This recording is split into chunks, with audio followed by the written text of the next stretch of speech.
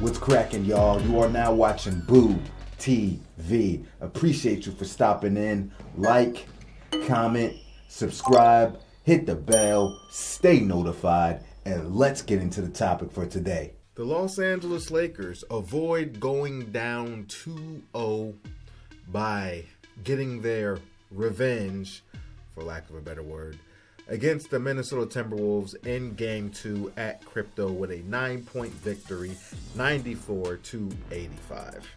I fully expected the Lakers to win this game because they simply could not afford to go down 0-2 to this Minnesota Timberwolves team. It's not like we haven't seen teams go down 0-2, losing their first two games at home and then coming back in the series. We've seen it before. In fact, correct me if I'm mistaken, but I think that happened in at least one series. I don't remember which series, but that happened in at least one series last postseason. Correct me if I'm wrong, but the Lakers couldn't afford it. That's too dangerous, especially with this team. Edwards got these boys riled up. Edwards riled up, ready to go back to Minnesota, try to get a clean sweep, projecting that their role players will play even better on their home floor. The Lakers could not afford to go down 0-2. It wasn't even an option. So I knew the Lakers would respond. I knew the Lakers would be more aggressive on both ends of the floor. They didn't have a choice. I didn't think LeBron was going to play as poorly as he did. I expected Luka to continue to be Luka like he's been doing. But I did expect some of these role players in LA to step up at least a little bit more on both ends of the floor. And they did. My big question was, how was the Minnesota Timberwolves going to respond? That was where I thought the real question marks would lie. How would the Timberwolves respond? And honestly, they didn't respond that well until near the end of the game when they were making a fierce rally. And they made a fierce rally, but unfortunately for them, a little bit too late.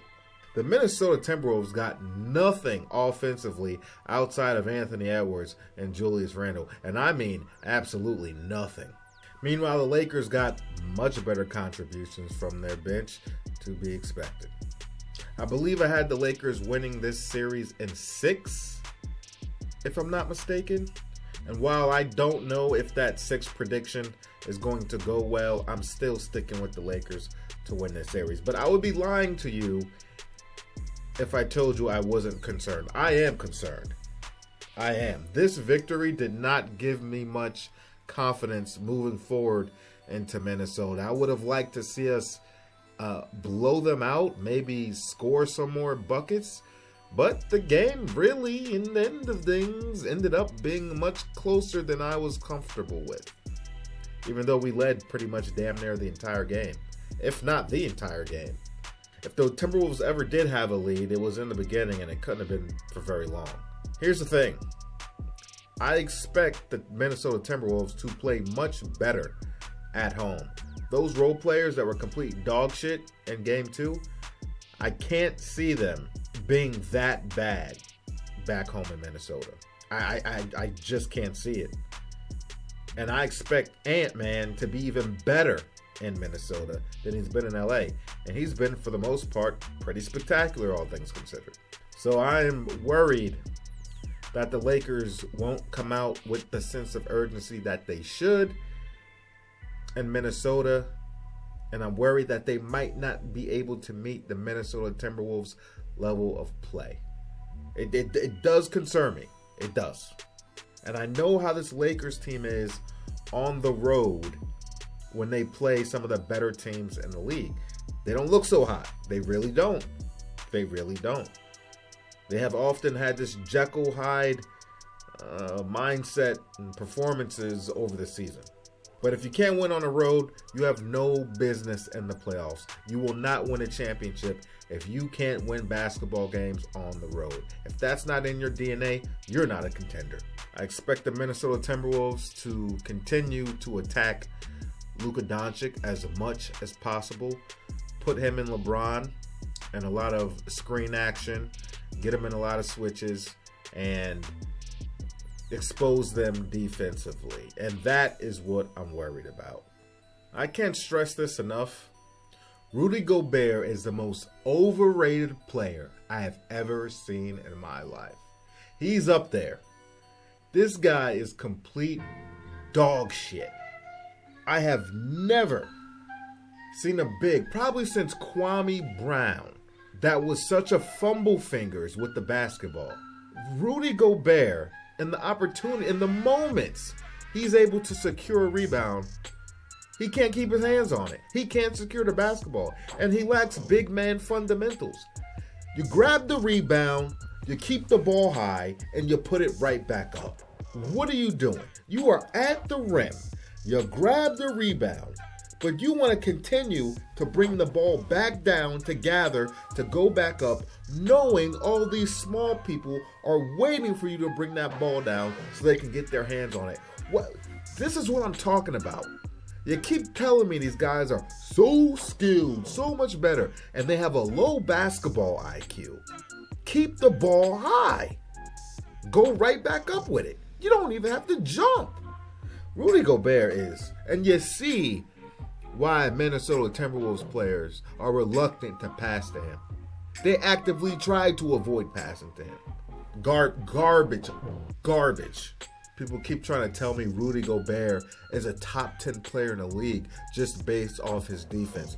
I can't believe people sat here and tried to argue this with me. They really did. They really did. And people on TV getting paid God knows how much money. Let me give you my argument for why Rudy Gobert is a top 10 player just based on his defense. You can kiss my ass. Really. The Lakers are going to have to come out extremely motivated and give it their absolute best shot going into Minnesota. I mean, you should be doing that anyway, to be quite honest with you. I've never understood this mindset from teams when they steal home court advantage. For example, the Minnesota Timberwolves, one game won. But then so many players go into the next game like, all right, we got one on the road. We got home court. We did what we had to do. We don't have to meet their intensity. We don't have to meet the challenge. We got one on the road. We'll go back home. 1-1 with home court advantage. I've never understood that mindset. It's like, why would you settle for that and take your foot off the gas? You should treat that game 2 like it's a game 7.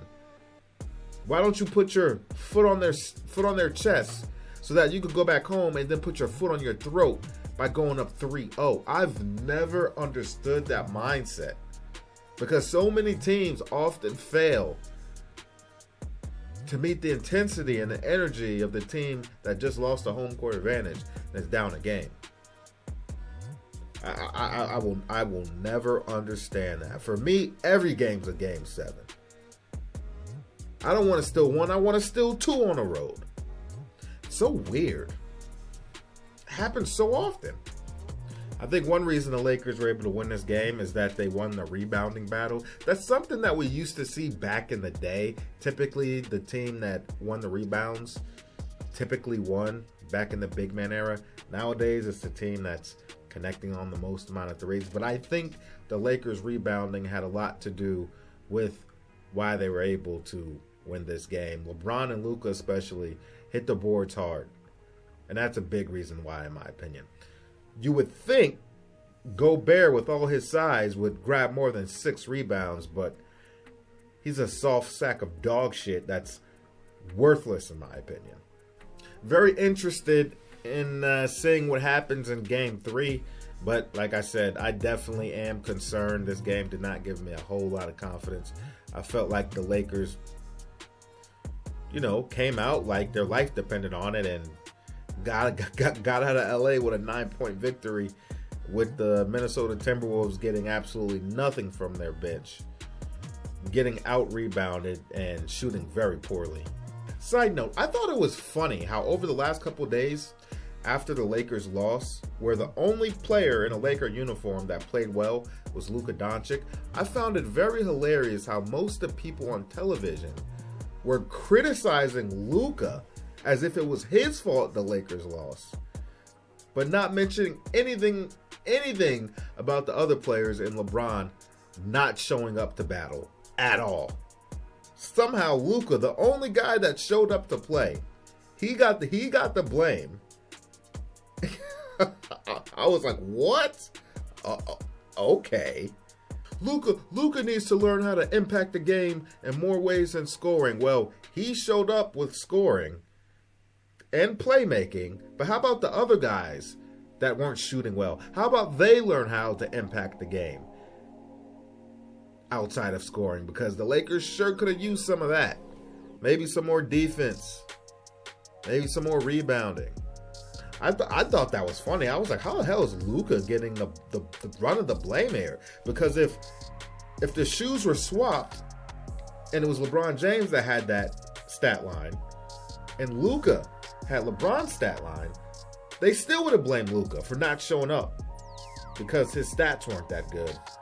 While LeBron had the 30-something plus game, almost triple-double, whatever, wasn't LeBron's fault. He didn't have enough help. Well, are you gonna say Luka didn't have enough help?